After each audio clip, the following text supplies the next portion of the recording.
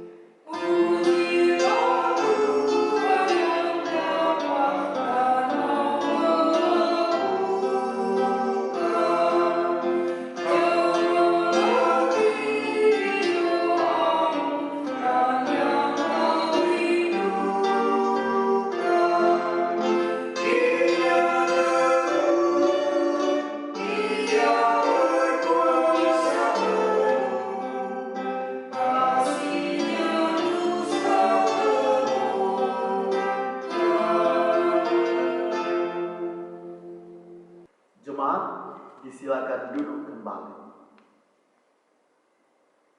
Jemaat yang dikasihi Tuhan, marilah kita mengaku akan dosa-dosa kita dengan perasaan yang sungguh-sungguh menyesal dan malu, dan dengan penuh kerendahan hati. Mari berdoa. Ya Bapa yang Maha Kuasa, kami sadar selama ini kami telah berbuat jahat. Kami tidak mampu menjadi pengikut-Mu yang taat dan setia. Kami lebih suka hidup menjauh dari-Mu. Kami lebih suka melanggar firman-Mu dibandingkan dengan menjadi pelaku firman-Mu. Ampunilah kami ya Tuhan.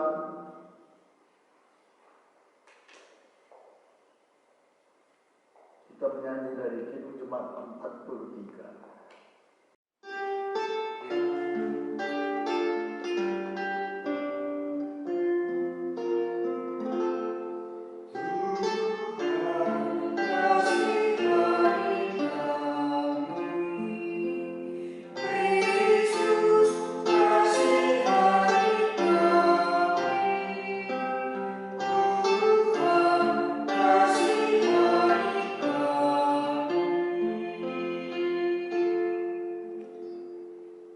Ya Tuhan, kami belum mampu menjadi pembawa damai sejahtera di tengah dunia tempat kami berada.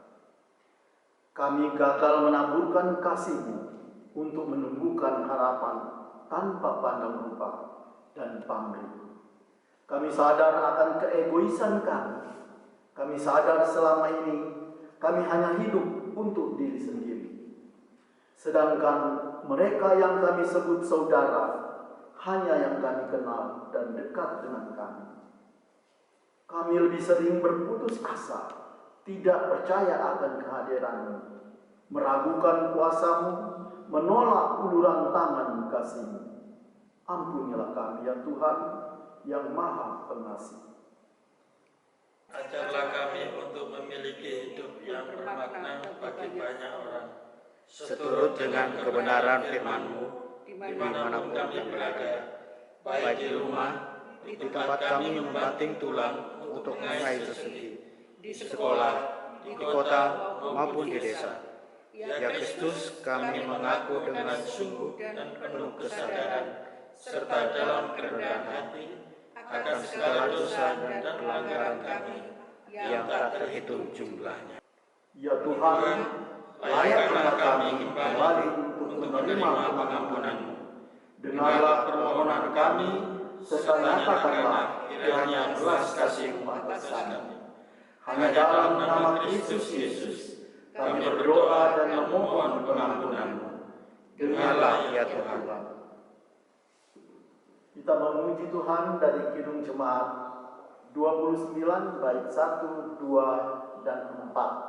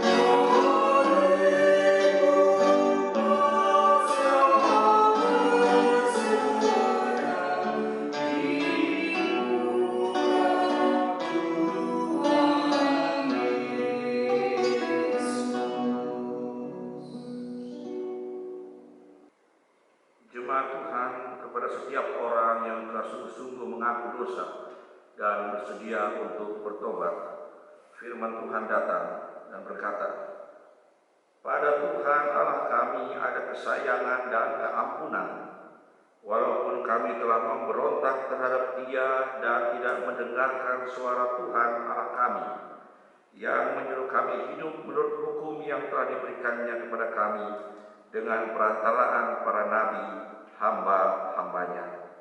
Tertulis dalam kitab Daniel pasal 9, ayat 9 dan 10.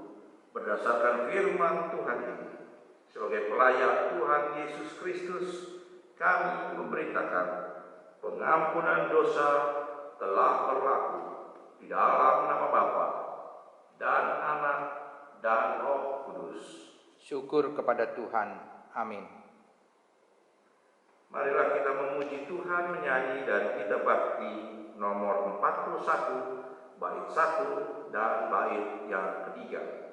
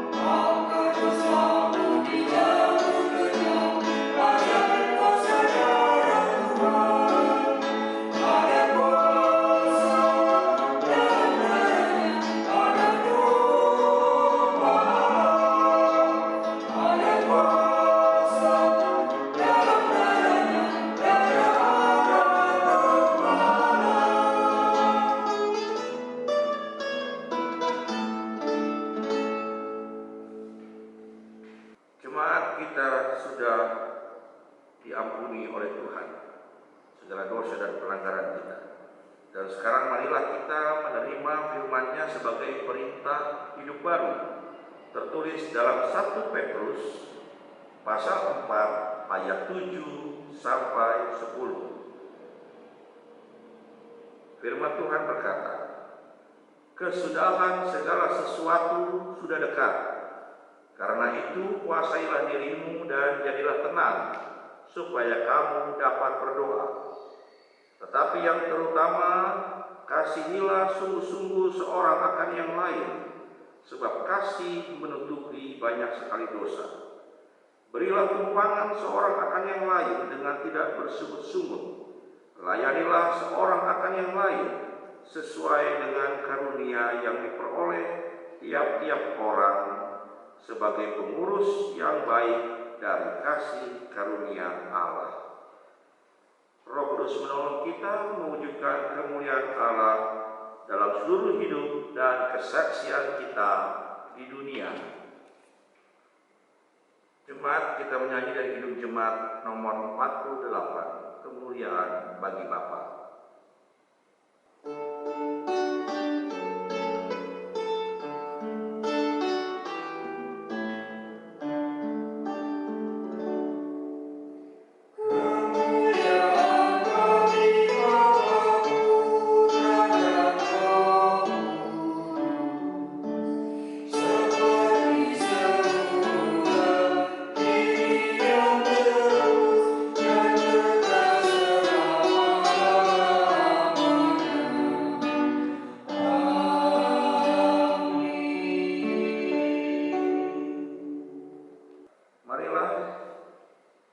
Kesaksian pujian kepada Tuhan dipersembahkan oleh paduan suara jemaat dan keluarga Sipahuta dari Bekasi.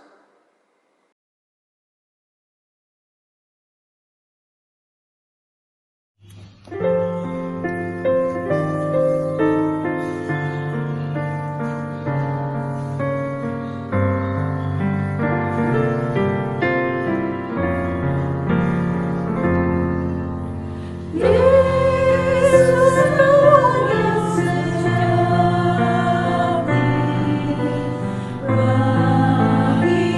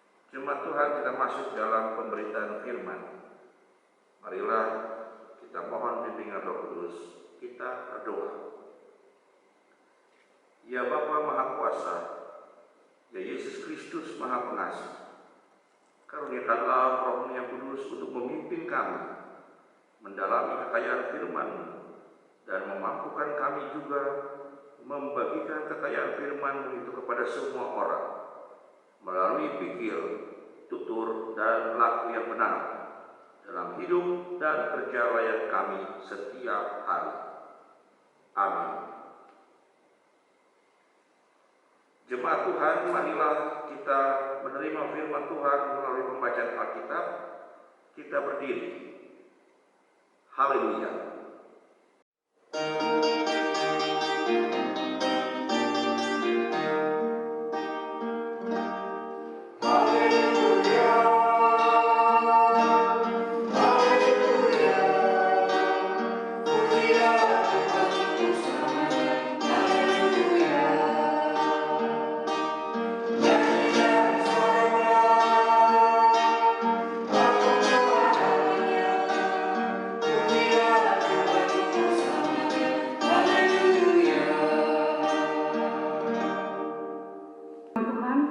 Terdapat dalam kitab Rut pasal 1 ayat 1 sampai dengan 14 yang menyatakan, pada zaman para hakim memerintah ada kelaparan di tanah Israel. Lalu pergilah seorang dari Betlehem Yehuda bersama istrinya dan kedua anaknya laki-laki di daerah Moab untuk menetap di sana sebagai orang asing. Nama orang itu ialah Elimelek, nama istrinya Naomi, dan nama dua anaknya Mahlon dan Kilion, semuanya orang-orang Efrata dari Betlehem Yehuda. Dan setelah sampai ke daerah Moab, diamlah mereka di sana. Kemudian matilah Elimelek suami Naomi, sehingga perempuan itu tertinggal dengan kedua anaknya. Keduanya mengambil perempuan Moab. Yang pertama bernama Orpa dan kedua bernama Rut, dan mereka diam di situ kira-kira 10 tahun lamanya. Lalu matilah juga keduanya, yakni Mahlon dan Kilion, sehingga perempuan itu kehilangan kedua anaknya dan suaminya. Kemudian bergemaslah ia dengan kedua menantunya, dan ia pulang dari daerah Moab. Sebab di daerah Moab ia mendengar bahwa Tuhan telah memperhatikan umatnya dan memberikan makanan kepada mereka. Maka berangkatlah ia dari tempat tinggalnya itu bersama-sama dengan kedua menantunya. Ketika mereka sedang di jalan untuk pulang ke tanah Yehuda, berkatalah Naomi kepada kedua menantunya itu, pergilah, pulanglah masing-masing ke rumah ibunya. Tuhan kirana menunjukkan kasih-Nya kepadamu, seperti yang kamu tunjukkan kepada orang-orang yang telah mati itu, dan kepadaku. Kiranya atas karunia Tuhan kamu mendapat tempat perlindungan masing-masing di rumah suaminya. Lalu diciumnyalah mereka, tetapi mereka menangis dengan suara keras, dan berkata kepadanya, tidak, kami ikut dengan engkau pulang kepada bangsamu. Tetapi Naomi berkata, pulanglah anak-anakku, mengapakah kamu turut dengan aku?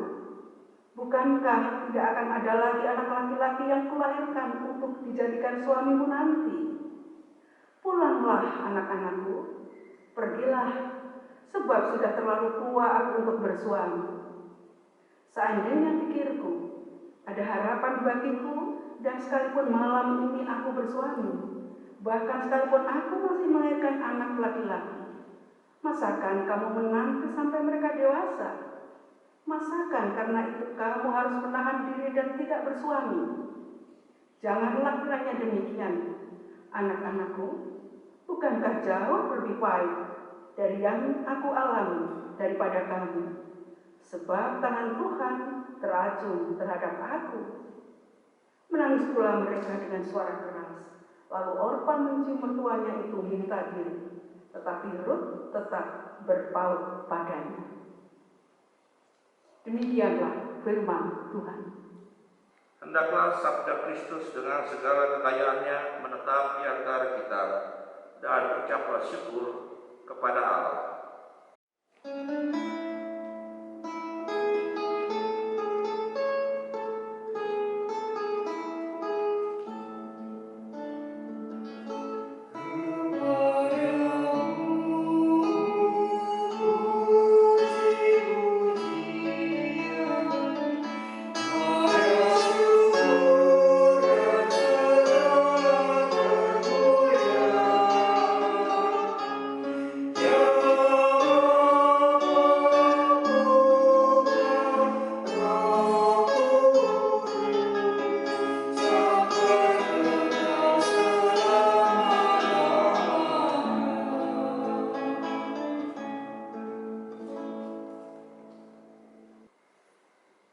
Jemaat dipersilakan untuk duduk kembali. Jemaat yang dikasihi oleh Tuhan kita Yesus Kristus, dalam minggu 3 sesudah Pentakosta ini, Tuhan berkenan untuk menghadirkan firman-Nya yang kita renungkan, yang tertulis dalam kitab Rut pasal 1 ayat 1 sampai 14. Saudara-saudara yang diberkati oleh Tuhan, ini menarik karena Rut ini adalah satu kitab yang pemahamannya bisa dikatakan berbeda dari pemahaman sebelum kitab Rut dan sesudah kitab Rut. Jadi kalau misalnya kita membaca kitab Ulangan, Yosua, Hakim-Hakim, terus Rut, 1 Samuel, 2 Samuel, Raja-Raja, Ezra dan Nehemia, kita akan menemukan satu pemahaman yang umum.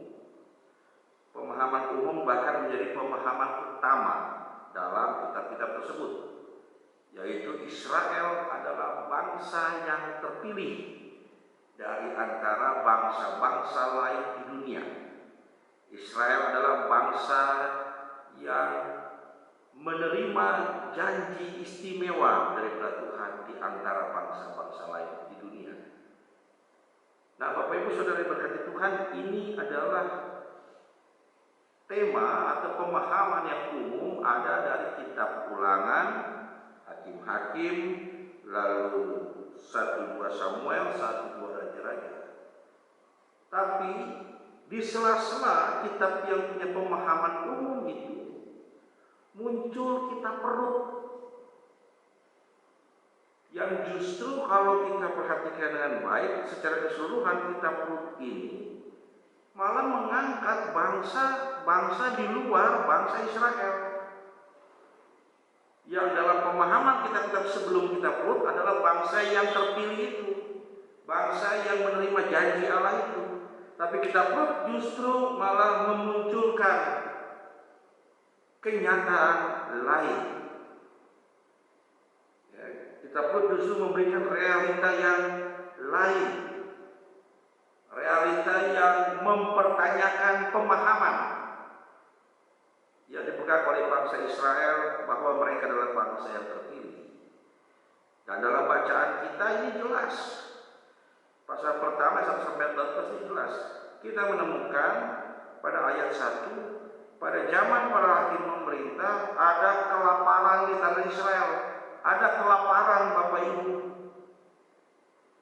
Oleh sebab itu ada seorang dari Betlehem Yehuda beserta istrinya dan kedua anaknya laki-laki ke daerah Moab untuk menetap di sana sebagai orang asing. Nama orang itu ialah Elimelek, nama istrinya Naomi, dan nama kedua anaknya Mahlon dan Kilion. Nah, kalau bangsa terpilih terus kenapa kelaparan? Kalau itu adalah bangsa yang menerima janji Allah, terus kenapa mereka mengalami kelaparan? Sementara Moab di luar tetangga Israel justru tidak mengalami hal itu, sehingga kenapa kemudian Elimelek bersama dan keluarganya mengungsi ke Moab dan berencana menetap di sana. Nah, ini bentuk, ini dari ayat 1 saja kita sudah bisa melihat bagaimana kitab Rut ini mempersoalkan pemahaman umum yang ada dalam kitab-kitab sebelum Rut ataupun setelah kitab Rut, bahwa Israel adalah bangsa terpilih. Yang kedua, dapat kita lihat di sini bahwa Ruth suaminya meninggal di sana. Naomi suaminya meninggal di sana. Lalu kemudian Naomi punya kedua anak, Mahlon dan Kilion, menikah dengan perempuan-perempuan Moab. Nah, sebab konsekuensi Israel sebagai bangsa terpilih, sebagaimana dimuat dalam kitab Ulangan atau Yosua atau Hakim-Hakim dan sebagainya, itu haram hukumnya seorang laki-laki Israel menikah dengan perempuan yang di luar Israel. Untuk menjaga kemurnian darah sebagai bangsa perjanjian, maka mereka harus menikah sesama suku bangsa, tidak boleh dari bangsa luar. Tapi kitab Ruth menunjukkan realita yang berbeda daripada pemahaman dan kebiasaan itu. Mahlon dan Kilion menikah dengan perempuan-perempuan yang bukan bangsa Israel atau perempuan-perempuan Moab, Ruth dan Orpa.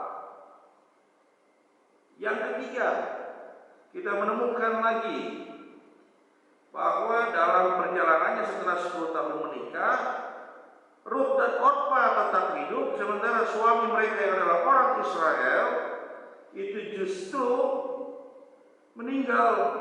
Mahlon dan Kilion meninggal. Akhirnya yang tersisa daripada satu keluarga yang berpindah itu hanyalah Naomi yang asli Israel. Menariknya, Bapak Ibu dan Saudara, Naomi yang sebatang kara ini di tanah asing ini justru tidak diperlakukan asing oleh para menantunya yang bukan orang Israel. Naomi yang sebatang kara ini, orang asing di tanah Moab, justru tidak diperlakukan dengan buruk oleh kedua menantunya yang adalah orang Moab. Itu ditunjukkan kepada kita semua pada ayatnya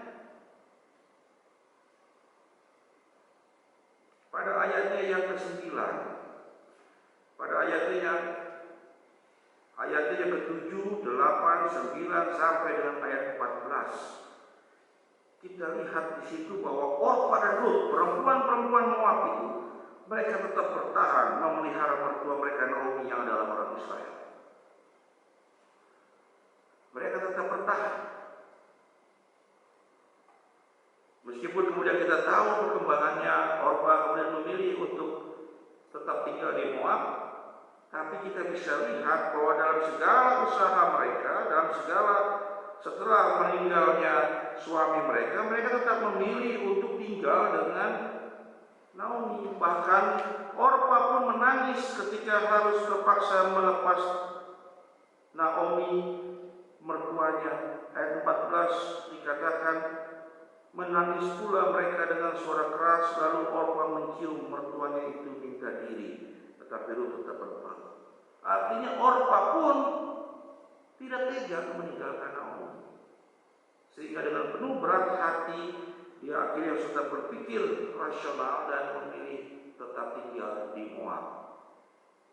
Tapi secara emosional kita harus akui, ditunjukkan oleh firman Tuhan kepada kita saat ini, bahwa Orpa itu mengasihi Naomi. Demikian halnya dengan Ruth. Mereka perempuan Moab, Tuhan izinkan mereka tetap hidup untuk menjaga Naomi yang adalah orang Israel. Dari sini Bapak Ibu dan Saudara, kita mau diajar oleh Tuhan untuk melihat bahwa apa yang kita anggap, apa yang kita pandang, apa yang kita duga sebagai alat Tuhan untuk menyelamatkan kita, untuk memelihara kita, itu bisa saja meleset, itu bisa saja tidak terwujud. Kita belajar daripada firman Tuhan ini, Tuhan mengajar kita di sini bahwa Naomi yang awalnya berpikir dia akan tetap dipelihara oleh suaminya Elimelek, Akhirnya Elimelek meninggal. Akhirnya dia berpikir akan dipelihara oleh anak-anaknya, malah beliau meninggal. Dan sekarang dia dipelihara oleh menantunya. Bukan orang Israel, bukan anak kandungnya, tidak sedarah dengan dia, tapi Tuhan pakai untuk memelihara Naomi. Apakah ini pernah dipikirkan oleh Naomi? Sepertinya tidak pernah dipikirkan. Sehingga Bapak Ibu dan Saudara kita kasihi, yang Tuhan Yesus kasihi, jangan pernah kita meragukan apa yang sudah Allah persiapkan bagi kita. Bahkan di saat pergumulan pun harus kita alami, di saat persoalan dan guncangan kehidupan harus menekan kita. Jangan pernah kita berpikir bahwa Allah sedang berhenti untuk menyediakan segala sesuatu yang akan membuat kita tetap bertahan menghadapi pencobaan itu. Kita bisa lihat pada ayat yang ke-13, Naomi berkata,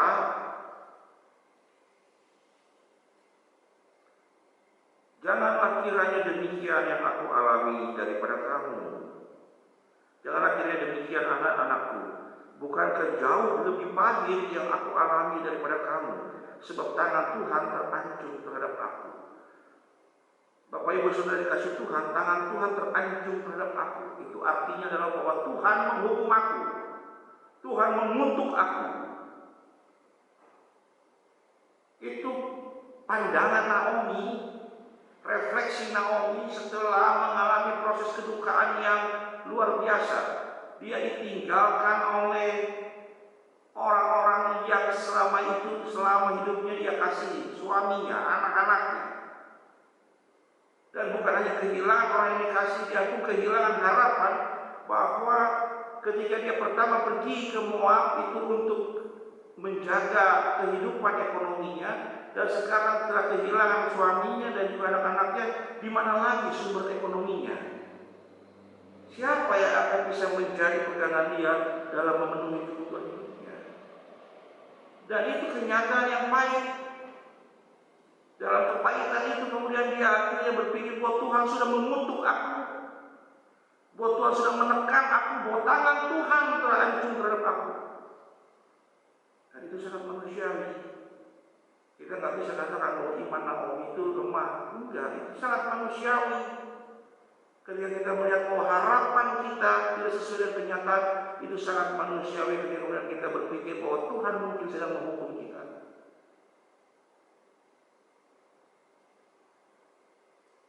Itu sangat manusiawi.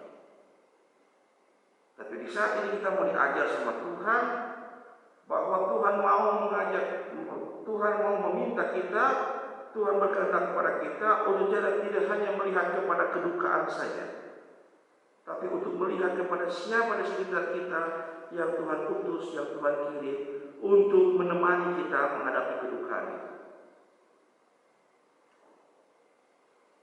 Yang Tuhan mau sampaikan kepada kita saat ini, bahwa ada bencana yang kita hadapi, iya.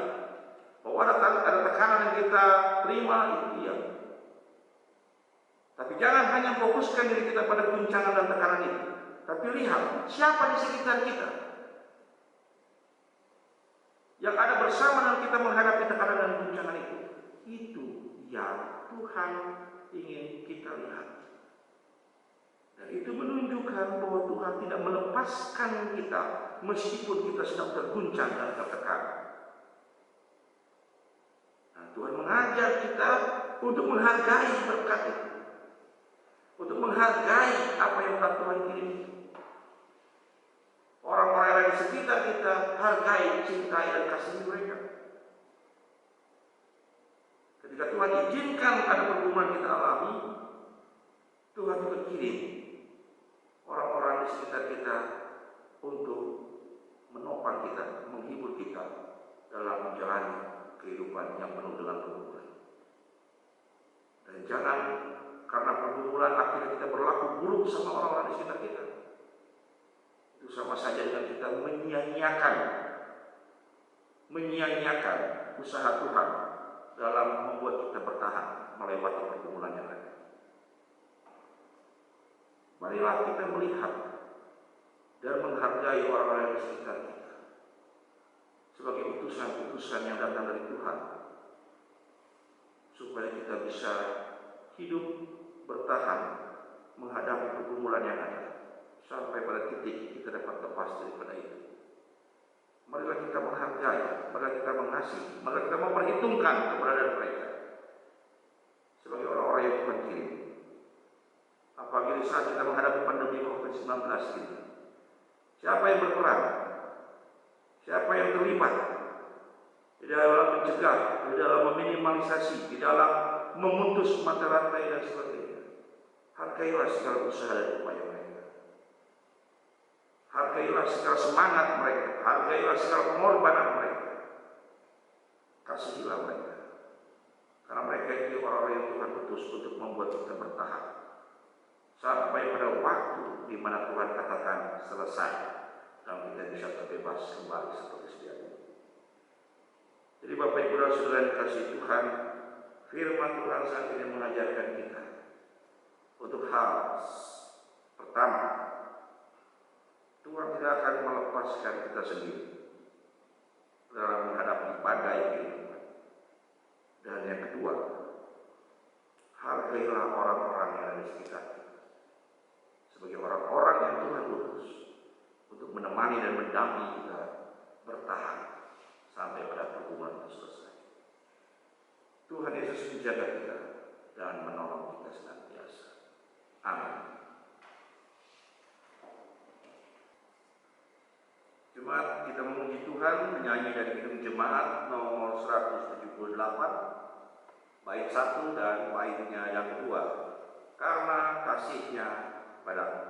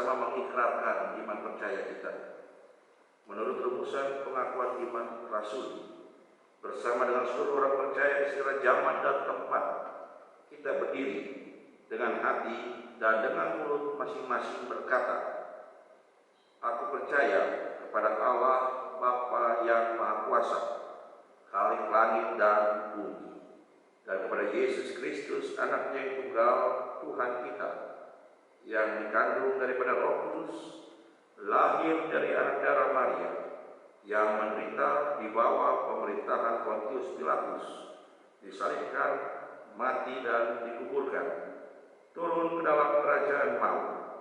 Pada hari yang ketiga, bangkit pula dari antara orang mati, naik ke sorga, duduk di sebelah kanan Allah Bapa yang Maha Kuasa, dan akan datang dari sana untuk menghakimi orang yang hidup dan yang mati.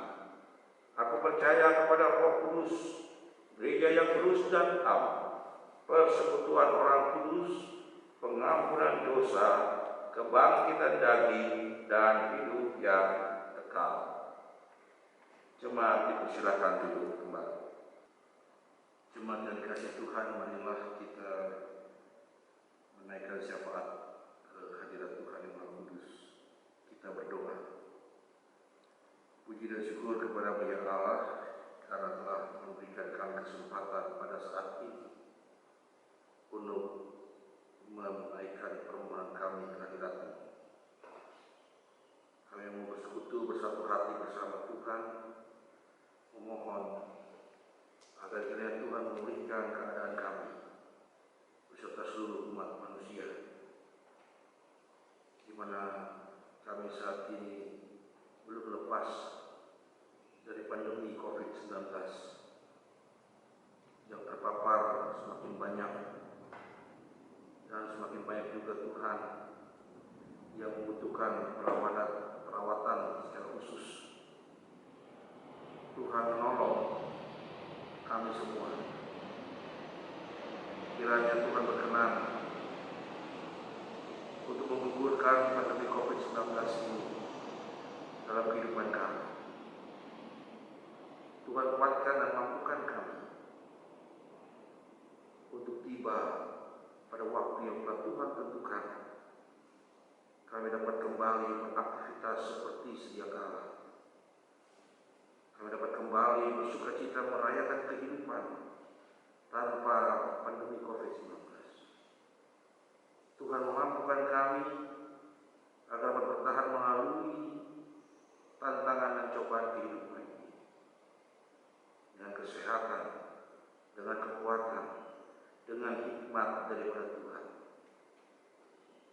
Tuhan memberkati, memampukan bangsa dan negara kami, para pemimpin, beserta seluruh jajaran penyelenggara negara, aparat keamanan maupun pertahanan.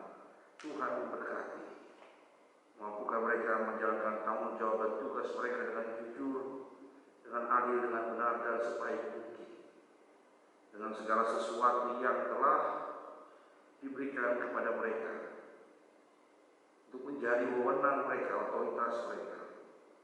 Mereka dapat mengelola semuanya itu, Tuhan, untuk mensejahterakan negeri ini, untuk melindungi segenap bangsa dan negara ini, untuk memampukan negara ini tidak jatuh semakin dalam krisis. Tuhan berikan hikmat bagi mereka. Demikian juga bagi para tenaga medis. Tuhan berikan kemampuan, kesehatan, dan kekuatan di dalam menjalani tugas dan tanggung jawab mereka, Tuhan. Tuhan tolong mereka beserta dengan keluarga mereka. Tuhan berkati. Dan segala yang mereka kerjakan, mereka lakukan. Melalui semuanya itu, Tuhan berkuasa agar itu dapat berujung pada kesuksesan. Tuhan menolong dan menyertai dan menghibur mereka dalam melakukan aktivitas tanggung jawab tugas mereka, terkhusus di saat pandemi COVID-19 saat ini. Dan juga kami berdoa memohon kepada Tuhan untuk memberkati gereja Protestan Indonesia bagian Barat, berkati segala unsur kehidupan gereja, persekutuan, pelayanan, dan kesaksian dalam rangka bulan Perkes ini. Tuhan memberkati setiap pos-pos pelayanan kesaksian di PIB dimanapun berada. Tuhan memberkati pertumbuhannya, Tuhan memberikan perkembangannya. Tuhan menolong dan menyertai dalam memenuhi segala kebutuhan. Tuhan memberkati segala aktivitas yang berlangsung. Kiranya Tuhan melalui setiap keberadaan pos-pos Perkes PIB ini, nama Tuhan senantiasa dipermuliakan di seluruh pelosok-pelosok daerah yang ada. Dimanapun Tuhan tempatkan, kiranya Tuhan Sungguh melalui kehadiran Prosper Kasih ini, beserta hamba-hamba-Mu yang ada di dalamnya Tuhan, Tuhan berkarya tengah-tengah kehidupan di dunia ini, menjadi berkat, menjadi cinta kasih dan damai sejahtera. Tuhan berkati majelis sinode, Tuhan berkati segenap majelis jemaat GPIB, Tuhan berkati segenap perangkat unsur pelayanan dan kesaksian persekutuan dalam kehidupan bergereja di GPIB, dan Tuhan berkati setiap warga jemaat dalam kehidupan bergereja di GPIB. Semuanya Tuhan, kami mohonkan kepadamu agar kiranya Roh Kudus-Mu senantiasa bekerja untuk menumbuhkan, untuk mengembangkan kehidupan bergereja di GPIB ini menjadi alat sarana Tuhan untuk menghadirkan cinta kasih di tengah-tengah kehidupan dunia ini. Dan secara khusus kami berdoa mohon kepada Tuhan untuk memberkati jemaat di Beria Sibarang tempat ini, berkati setiap warga jemaat dan seluruh keluarga, berkati hamba-hamba Tuhan, para presbiter, Bapak Pendeta Karel bersama dengan keluarga, demikian juga Bapak Ibu Penatua bersama keluarga, Bapak dan Ibu diaken bersama dengan keluarga di dalam pemeliharaan Tuhan, di dalam pimpinan Tuhan dalam kehidupan setiap hari, dan dalam menjalankan tugas dan tanggung jawabnya sebagai pelayan-pelayan Tuhan. Kami juga memohon berkat-Mu hadir, menyertai, menaungi, memenuhi kehidupan para pengurus PLK bersama keluarga, para pengurus komisi bersama keluarga, BPPJ, staf karyawan kantor, para pelayan ibadah, koster, setiap orang yang melibatkan diri di dalam pelayanan tengah-tengah persekutuan jemaat-Mu di Beria Sidoarjo ini, semuanya Tuhan senantiasa menikmati berkat, senantiasa menikmati sukacita dan damai sejahtera daripada-Mu sekarang, esok dan selamanya. Dan hikmat Tuhan, kuat kuasa Roh Kudus memampukan mereka untuk menjalani tugas tanggung jawab sebagai pelayan Tuhan di dalam mengembangkan, menumbuhkan kehidupan beriman di tengah-tengah persekutuan jemaat-Mu di jemaat di Beria Sidoarjo. Yang mohon ya Tuhan menyertai senantiasa setiap kegiatan yang akan dilangsungkan, segala kebutuhan yang mesti dicukupi, Tuhan bekerja melalui semuanya, melalui segala sesuatu agar dapat berjalan dengan baik segala rencana, agar dapat tercukupi segala kebutuhan ya Tuhan, untuk pengembangan dan untuk pertumbuhan kehidupan jemaat di tempat ini. Rencana daripada jemaat-Mu untuk melakukan aktivitas beribadah secara kolektif di era new normal ini, Tuhan memimpin agar seluruh yang terlibat di dalamnya, baik para presbiter, baik setiap unsur para pelayan ibadah maupun warga jemaat yang hadir, Tuhan berikanlah hikmat, berikanlah kemampuan untuk tetap dapat beraktivitas secara kolektif dengan mengedepankan protokol kesehatan, saling menjaga satu sama lain, saling menopang satu sama lain. Dan itu Tuhan, kami mohonkan kuat kuasa Roh Kudus agar aktivitas beribadah secara kolektif yang akan diselenggarakan oleh jemaat di tempat ini, kiranya ya Tuhan tetap memperoleh perlindungan daripada-Mu. Tuhan berkenan dan menjaga agar jangan sampai bahwa aktivitas ibadah yang kolektif ini terganggu oleh penyebaran virus COVID-19 ini. Tuhan tolong jaga satu persatu daripada kami, satu persatu daripada jemaat-Mu Tuhan, satu persatu daripada hamba-Mu Tuhan, di saat aktivitas bergereja secara kolektif itu akan berlangsung. Kami mohon kekuatan, kami mohon perlindungan daripada Tuhan hadir. Dan kami juga berdoa kepada-Mu, kiranya Tuhan menyembuhkan, memulihkan saudara kami yang sakit, Tuhan menyembuhkan dan memulihkan saudara warga jemaat kami yang saat ini sedang mengalami kelemahan tubuh atau yang di dalam proses pemulihan. Tuhan menolong, memampukan setiap kami pun yang saat ini beribadah kepada-Mu, yang sedang sakit atau mengalami kelemahan tubuh atau dalam proses pemulihan. Kuat kuasa Roh Kudus menyentuh setiap kami, setiap saudara kami yang sakit, agar kiranya dalam perkenanan Tuhan dapat memperoleh kesehatannya kembali. Demikian juga bagi yang berduka, Tuhan berikan kekuatan serta penghiburan agar senantiasa merasa damai dan sejahtera dan sukacita di dalam menjalani kehidupan setiap hari yang Tuhan anugerahkan. Terima kasih atas kesempatan kami menaikkan permohonan ini kepada Tuhan. Setiap kami jemaat pada saat ini yang bergumul dengan segala persoalan yang ada di kehidupan, Tuhan tolong pimpinlah kami agar tidak kehilangan damai, tidak kehilangan sejahtera, yang tidak punya pekerjaan. Tuhan tolong yang saat ini sedang berusaha meraih cita-cita, Tuhan tolong setiap kami. Tuhan, kami mohonkan kehadirat yang Maha Kudus agar senantiasa dipelihara oleh berkat ini.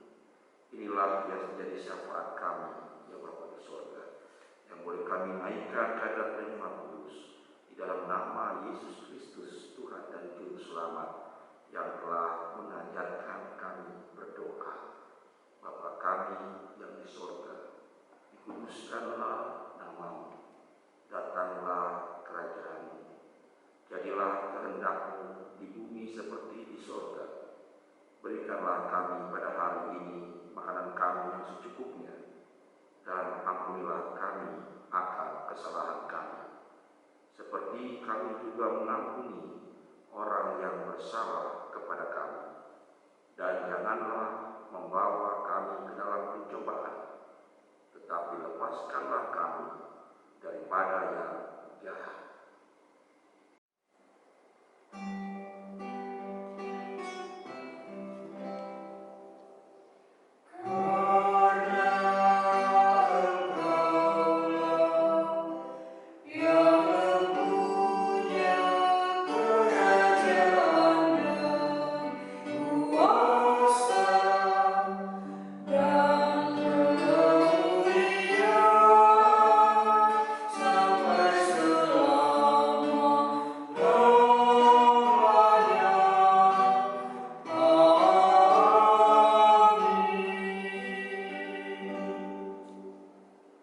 Jemaat yang diberkati Tuhan, marilah kita mengucap syukur dengan memberikan persembahan kepada Tuhan. Seperti firman dalam 1 Tawarik 16 ayat 34 yang menyatakan, bersyukurlah kepada Tuhan sebab Ia baik, bahwasanya untuk selama-lamanya kasih setianya. Tuhan memberkati saudara dan persembahan saudara. Sambil memberi persembahan, kita akan memuji Tuhan dari Gita Bakti 87, bait pertama dan ketiga.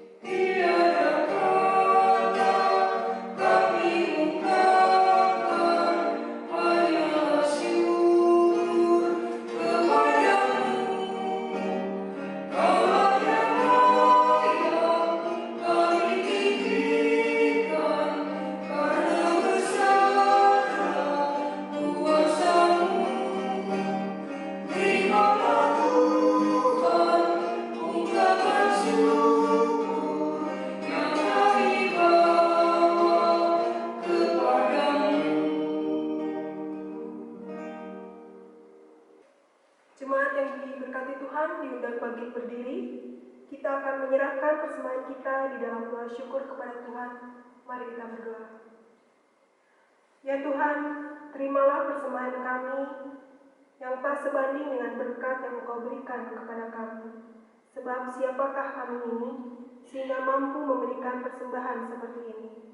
Jikalau bukan dari-Mu juga persembahan yang kami berikan ini. Jadikanlah persembahan kami ini sebagai berkat untuk menyatakan kasih-Mu bagi sesama dan bagi pembangunan tubuh Kristus.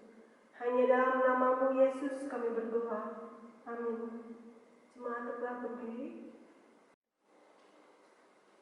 Jemaat Tuhan, mulailah dengan membawa damai sejahtera dari firman Tuhan yang telah kamu terima. Bagikanlah sukacita beriman kepada semua orang, dan lakukanlah firman Tuhan. Kami siap sedia kembali mewartakan cinta kasih Kristus yang telah kami dengar dan terima dari kebenaran firman-Nya dalam hidup kami bagi seluruh ciptaan, di mana dan kapanpun. Marilah kita memuji Tuhan dengan menyanyi dari kitab Bakti nomor 121, bait pertama dan baitnya yang kedua.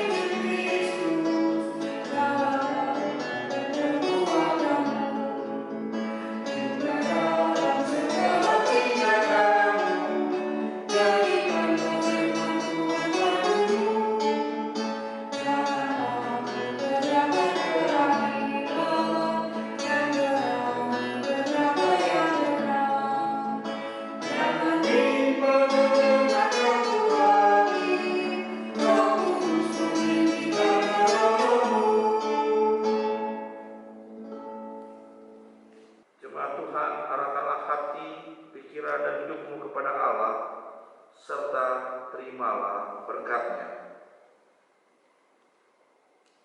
Tuhan memberkati engkau dan melindungi engkau. Tuhan menyinari engkau dengan wajah-Nya dan memberi engkau kasih karunia. Tuhan menghadapkan wajah-Nya kepadamu dan memberi engkau damai sejahtera.